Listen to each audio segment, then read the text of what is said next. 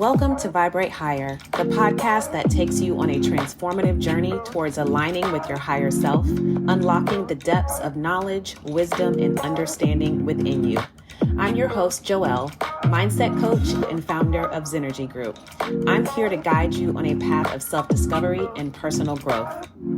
Each episode of Vibrate Higher is crafted with intention, combining ancient wisdom, modern insights, and practical techniques that can be applied to your everyday life. We'll explore various spiritual practices, mindfulness techniques, and self-reflection exercises, all aimed at elevating your consciousness and aligning with your higher self. Get ready to embark on an epic adventure. This is Vibrate Higher. Hi, friends, and welcome to the Vibrate Higher podcast. I'm your host, Joelle from Synergy Group, and today we are delving into the topic of psychics versus mediums. So I wanted to put this episode out because I think that it's important for people who are on a quest for self-development and for enlightenment. And if you're into this kind of woo-woo stuff like I am, especially if you're starting out, then it's important for you to know the difference between mediums and psychics. And so that is what we are going to cover today. So let's dive right in. First things first. Let's define what a psychic is and what a medium is. So we are going to start with psychics. So I think I want to start by setting the record straight that everyone is psychic. All of us as humans have psychic abilities. The difference is not everyone knows that they have psychic abilities. And because we don't know it, we don't know how to determine what they are. And we don't know how to sharpen them and to better use them. Everyone is psychic. And the reason why is because we all are born with a sixth sense. Beyond our five senses, we have our intuition, which is really a sixth sense. Within our intuition, there are a set of abilities that we have called clairs. And that's really the easiest way for me to explain psychic abilities. Everyone has clairs. I have a podcast episode on the 4 most common clairs. And so I definitely think if this topic interests you, you should definitely listen to the clair episode as well so that you can learn more about what those are. And you can you'll know immediately after that episode, even during, which clairs you have that are stronger than others. So basically what I'm saying is you're using your clairs. Using your clairs is using your psychic abilities. So just to kind of give a crash course, clair is a French word translated as clear. And so clairvoyance is a common clair that you hear of a lot, and it translates as clear seeing. So a clairvoyant person is someone who maybe sees visions. Maybe you get visions like a movie scene playing out. Maybe they're quick flashes, almost like quick pictures being flashed to you. Some clairvoyants can actually see spirits. Another clair is clairaudient, which is clear hearing. So that means you can hear voices that are not your own inner voice. So like if you're a woman, maybe the voice you're hearing is a man, but it's someone talking to you and it's from the other side or it's from within you, but it's like in your mind, you're hearing these things. And I know that can sound a little cuckoo, but when you truly demystify what these are, you will understand that this is all a part of our power. All of us are born with these senses and abilities. And if we don't sharpen them, then we just don't know. So your psychic abilities are kind of like an athlete. So if you're looking at, like, let's take a LeBron James or a Michael Jordan or a Tom Brady. These are above average athletes. Can everyone play basketball? Yes. People can get on a basketball court. You can give me a ball and put me on the basketball court and I can run up and down the court. I can dribble. I'm just not going to be that good at it, but I can do it. And then you have someone else who maybe they are a lot better than me. They play high school basketball, college basketball, but they're not Michael Jordan. They're not LeBron James. Same with football. They're not Tom Brady. But all of us have the ability to bounce a ball and run up and down the court and shoot a ball into a basket. It's kind of the same thing with psychic abilities. Everyone has them.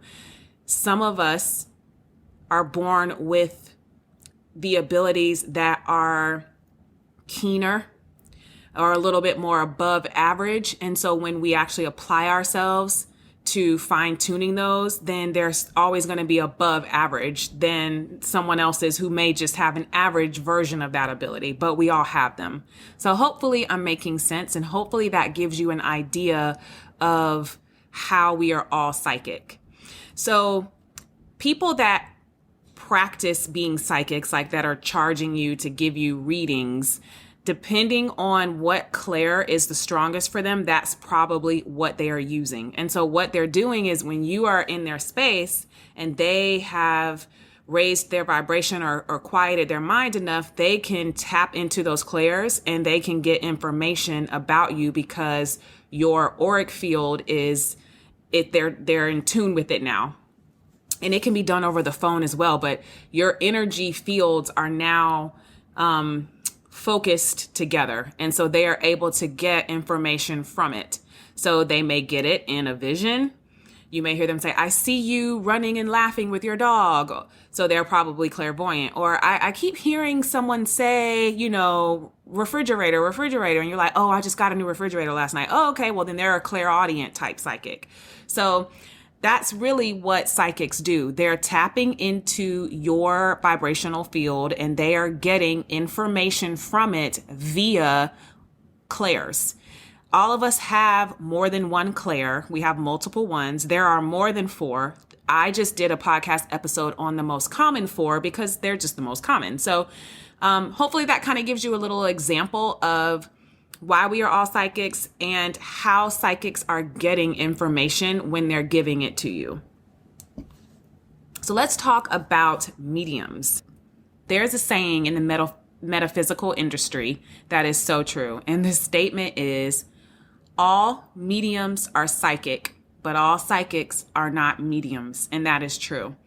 All mediums are psychic because everyone is psychic, but all psychics are not mediums. And let's talk about why. So a medium is a person who is able to feel or hear thoughts or voices or get mental impressions from the spirit realm. So a medium is a person in our dimension that serves as a bridge. They can connect with spirits that have passed on. So it could be people that were here in the physical realm with us that have now gone on, so they can communicate with their souls or their spirits, or it could be spirits that have never incarnated and been human, like angels or spirit guides. But a medium is able to open themselves up to those communications. That is different than actually being a psychic. So in order to do that, the medium has to become completely receptive to a higher frequency, because in the spiritual world, the frequency is higher than in our dimension. We're a lot more dense. That's just how our dimension is. So it requires the medium to go into a state that is a little bit deeper than meditation, because they have to be able to raise their vibration to a level that the spirit can then lower their vibration, and they kind of meet in the middle. And then that medium is using the same sort of psychic gifts to be able to get information. So they're either getting visions, possibly they're seeing the spirit that they're talking to. They also could be hearing voices. They could be sometimes you can taste like, oh, I'm tasting cigarette smoke, and maybe it's because the spirit used to be a human and they chain smoked. So there's so many different creative ways that the medium can get information from the spirit world, but that is what makes a medium different than a psychic. So hopefully that makes sense to you. So mediumship can be broken down into 2 main categories. There's mental mediumship, and then there's physical mediumship. So mental mediums connect to spirits telepathically. So like I said before, they're getting visions, they're hearing spirits speak. All of that is telepathic, like it's in your mind. They can feel the spirit, sense it. Physical mediumship is when there is actually something as tangible as you can say it that happens. So a few great examples are automatic writing. So automatic writing is where the medium is, again, in that relaxed state, like deeper than meditation. So like a really still state. And the spirit can use that person's hand to write. And so, you can tell that it's not a normal human writing. Like maybe it's fast or it's not that person's normal handwriting, but they're literally, the pen or the pencil is moving for them. That's automatic writing. And they're basically letting the spirit have complete control, and that spirit is writing whatever it wants. Maybe it's a message, or it's trying to, sometimes they're writing books. It really just depends. Also, channeling, which is one of my favorite topics because I actually am a channel. So channeling is when a spirit can come inside your body and it takes over for a short period of time. So a great example of that is in the movie Ghost. So Whoopi Goldberg in Ghost was a medium. Patrick Swayze obviously was now a spirit because he was a human and he had passed on.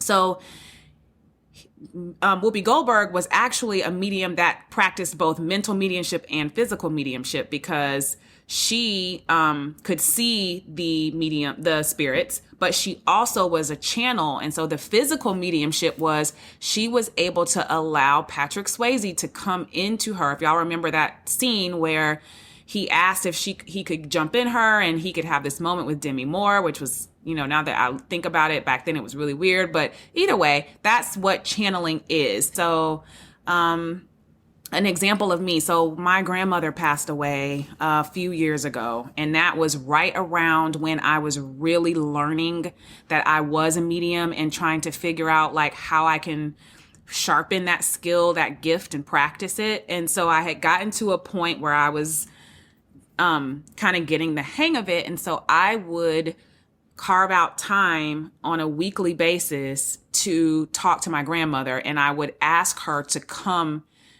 and visit with me like the way Patrick Swayze did Whoopi Goldberg in terms of like, and she would come into me. So she would step into the back of me and I would literally feel like her. So I would feel short and I would, kind of be hunched over a little bit. Like it's subtle, but for the channel, that it's not you.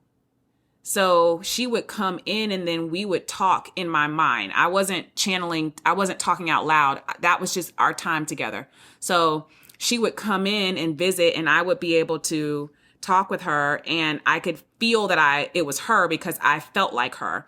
And so I could tell even her journey on the spiritual side because initially when I first started doing it, it hadn't been too long after she passed. I mean, not even a month. And she felt heavy, like her heart was heavy and she just was, I could tell she was still not 100% through whatever journey and whatever was going on the spiritual side. Like she was still kind of dealing with whatever human type emotions or hurt that she had when she was alive, because she had a lot going on before she passed away that I know she was dealing with a heavy heart. But then months passed by and we would visit and she didn't feel so heavy. So I still felt like her, but my heart wasn't aching. I felt lighter. And so we would talk about that. Like she would tell me how much better she's doing because she kind of got a grip on the spiritual world and she was back to being the soul that she always was. So that's just a good example of a channel that's not necessarily channeling to a group, but you can do it just internally with whatever spirit that you're working with. You'll also see channels do channeling like a group. One of my favorite channels of all times is Abraham Hicks. You can find them on YouTube. Esther Hicks is a woman, and she channels an entity called Abraham. Typically, when you're doing like platform speaking like that, you're normally a lot of times channeling a few spirits that come, and they come as a group. And so that's why you hear people refer to them as they, or, like an entity. And so Esther is a woman, and she's speaking, and it's her voice. But as you understand what she's doing, she's channeling a group of spirits, and they refer to themselves as Abraham. So that's just another example. Again, you can type in Abraham Hicks on YouTube or Esther Hicks and get, the immense amount of knowledge that Abraham gives. I got into them very early on in my spiritual journey, and I was obsessed. Like, I still listen to them. So this channeling thing, guys, is a whole mood. And if that is a gift that you have, don't ignore it. You have it for a reason. So lean in and practice and hone in. So let's talk about how you can do that. So I recommend first, a book. When I first found out I was a medium, I was given a book by my mentor, and it was called Mediumship Mastery by Stephen A. Herman. Herman with 2 N's at the end. So H-E-R-M as in mom, A-N-N, N as in Nancy. Stephen A. Herman, Mediumship Mastery. I read that book. I think I've actually read it twice, but it gave me a lot of good information, and it's a very good resource to have. Also, the importance of practicing mediumship is practicing. These abilities, be it psychic abilities or mediumship, these are abilities that are like muscles. So we have them, but you have to tone them. So you got to go to the gym. You've got to work them out. So you want to practice. And the best way to practice initially with being a medium is practicing with other mediums. So they have, there are meetings called circle meetings where you can find in your local area, that you can meet and with other mediums that are practicing, and you guys can practice on each other and learn tips. I would suggest checking like your local metaphysical store, because they probably have insight into like groups that practice that, because I'm sure, that's kind of like that lane. It's like when I need to learn how to make a recipe and I need ingredients, I'm going to go to the grocery store and I'm going to ask like, hey, where do I find the so-and-so spice that no one's ever heard of? And it's like, oh, it's right there on the shelf. Kind of the same thing. So I would recommend checking in your metaphysical store, getting a group, especially because you want to go with people that you trust. Feel that out. If you're listening to this and you're truly interested in it, like I said earlier, you probably are pulled to do this because you're supposed to be honing in on some sort of abilities that you have. And so you want to use those abilities as you are vetting out who you want to be aligned with in terms of helping you through this journey. And so I suggest going to your spirit guides about that. So go into a meditation and put the intention out there that you're ready to hone in on your gifts, and that you want your angels and your spirits for your highest good to send you your resources, and they will absolutely do it. I hear this all the time from people in the metaphysical lane, and it's so true. Our spirit guides and angels and our loved ones, they want to help. They are just chilling, waiting on you to give them something to do. I use my guides all the time. I ask them for things. I ask them to show me something. So tap into them. That's what they're there for, to help give you the resources. And they can't make you do anything. You have to want it and ask them. You have to give them the assignment. They're not just going to take the reins by themselves and drag you down a mediumship path when that may not be your free will choice in this dimension. But if it is, then engage with your spirit guides and let them guide you towards what the right path is for you. That's for your highest good. I think another thing to consider is your belief system. I know a lot of people feel like this type of stuff is evil. And if you believe that there's evil, then you're going to interpret and experience evil. I personally don't believe that. I don't believe that there are evil spirits waiting to take my life and inhabit my body and all this kind of stuff. I just don't believe it at all. I think that all spirits are positive, and that's the only ones that I deal with because that's what I believe. So watch your belief system and do not let outside people who have zero idea about abilities and gifts and the spiritual world feed you propaganda like they do in every other lane. So just wanted to put that note out there. You know if this resonates with you, and if it does, and all of your being lights up when this type of stuff is talked about, then it's a part of your journey, and you should lean into it and ask for guidance, and you will be given the right guidance. So let me tell you a little bit about my story and how I knew that I was a medium. So I will keep it quick, but I do think it's important for you to know. So I was at a metaphysical store with my mother, who has passed away. But at the time, this was years ago, we were at a metaphysical store. Now, my mom had gifts as well. She rarely talked about it. I have always been very curious about psychics. I didn't know what a medium was, but I knew what psychics were and like tarot cards. And I had readings, of course, as an adult when I got older. I've always been interested in the topic. And in talking with my mom about it, she rarely wanted to tell me about herself, but I knew that she had gifts because I remember being younger and being around her in situations where she was using those gifts to help other people. So I knew she had them, but she never really wanted to talk much about it. So growing up, I didn't have that. As I was older, and we're talking like in my 30s, I'm at a metaphysical store with my mom because she was very into crystals and stuff like that. And she loved tea. So this metaphysical store was having a tea, like high tea, like cups and crumpets and tea. And they were doing a tea leaf reading class that came with like high tea where there's all this like fancy china. And that was my mom right up her alley. So metaphysical store and tea, it was like, it's happening. So we found it on Yelp. She was like, let's go. I'm like, absolutely. So, we're in there, and a part of our ticket was a free reading from the owner of the store. I mean, so it's not like a ton of people in this class. It's probably like 15 people. So everyone, as the tea is going on and she's got people teaching, the owner is like tapping you to come get your reading. So it was my turn to go in there and get my reading. Long story short, I get in there. And she just starts telling me like, you're a medium. You need to go to this mediumship class we have. And I'm like, medium? I did not know what a medium was.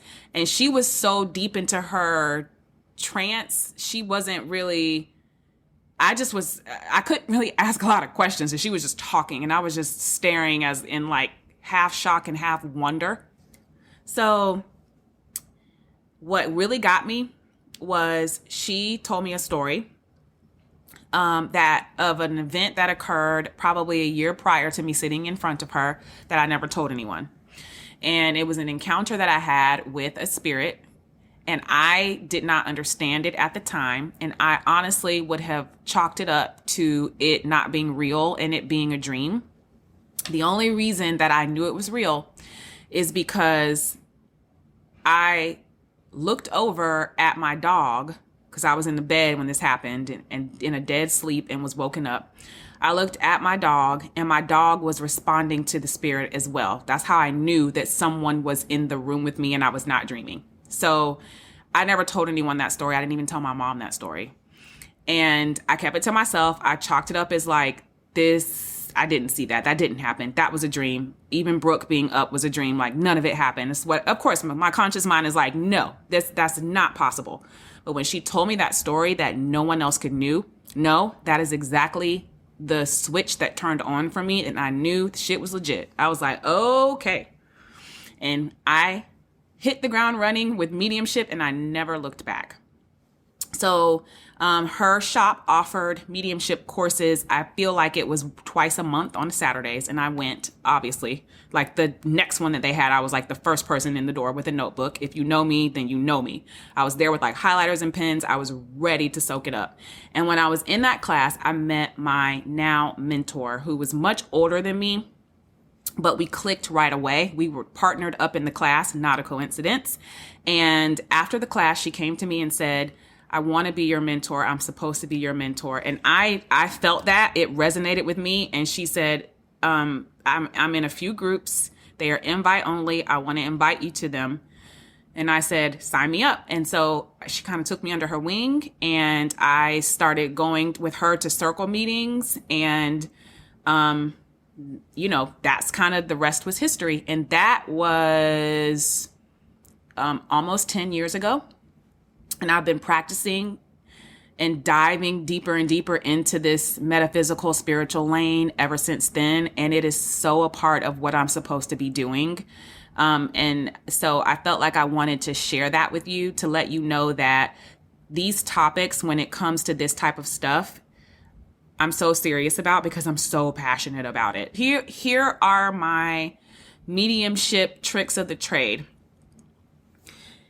If you are practicing, if you know that you're a medium and you want to do everything that you can to get better, above and beyond circle meetings with other mediums and mentors, your own work in the gym, right? Like, you're not in a gym class, you're doing your own solo work.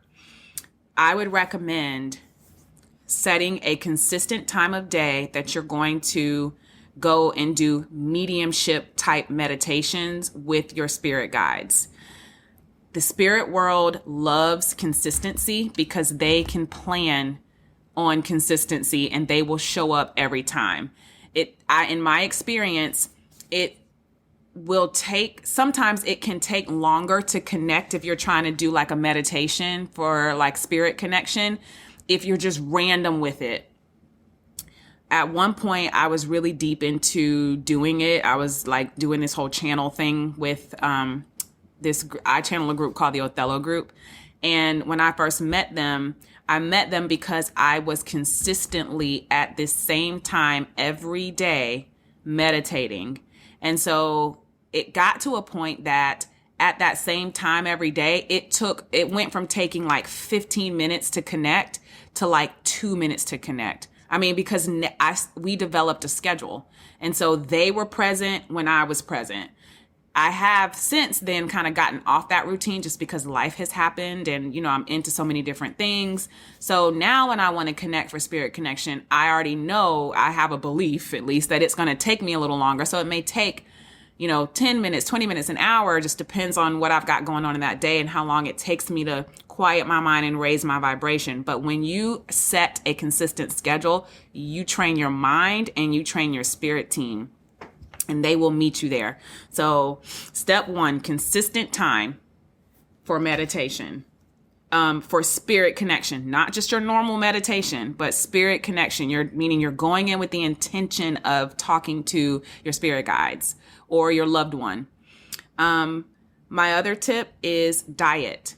So you'll read about this in the Mediumship Mastery book if you decide to buy it, but he talks about how what you eat can impact your vibration. And he was right. So prior to starting to practice mediumship, I ate whatever, I wasn't like a vegan or this or that. I just ate meat.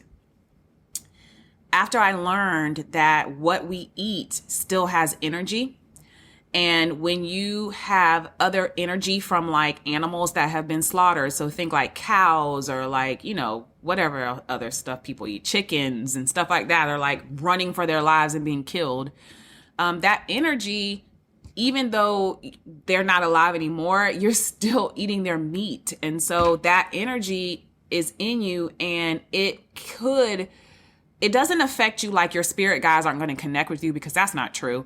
It just could take longer because your energy is more to get through in order to raise your vibration and them to raise theirs. Like, so the lighter you are in terms of that, the easier it is to connect. And so now, ever since I read that book, like the next day after I read that chapter, I was like, oh, I'm done with meat. I'll just be a pescatarian. And so now I only eat seafood, which in my mind, granted, it is still meat kind of, but it's a little bit of different energy than eating, like beef all the time, every day. So diet, consistent meditation, and then keep a journal. So I recommend writing down, like as you're starting out with your spirit connection meditations, like you'll get thoughts and like downloads and ideas. Write those things down, because as you're waiting to connect with your spirit team, so the first time or second time you do it, first few times you may not connect, but you may be getting like ideas that pop in your head. Write all of those things down all the time. And then when you do start connecting with your spirit team, you're going to want to write down what they're saying. And so you want to kind of get to a spot where in your meditation where you are able to open your eyes and like write, and that connection is still there. And again, if you're a medium, you'll know that, because mediums, a lot of times when you're getting a mediumship reading, they're not with their eyes closed and their hands off to the side and their eyes are rolling in the back of their head. No, they're looking at you, consciously talking to you. And so you want to practice that way in your own time. So get out your pen and paper, and when you know that connection is there, you allow it and you keep your vibration high, but you still write. And so I would, during that time when I was consistently doing it, I would ask questions and then I would write the answers. I would take the notes on my phone. I would do questions and answers every single day, just of all kinds of whatever would come to me. So, and now I've got so many like notes. I need to put those together into like a book, but that'll be on the docket. Anyway, those are my tricks of the trade. Hopefully you got a good understanding of what a psychic is versus a medium, and how to use your psychic abilities and how to uncover and practice your mediumship skills. I hope that this podcast episode gave you life, and I wish you all love and light, and we will talk again soon.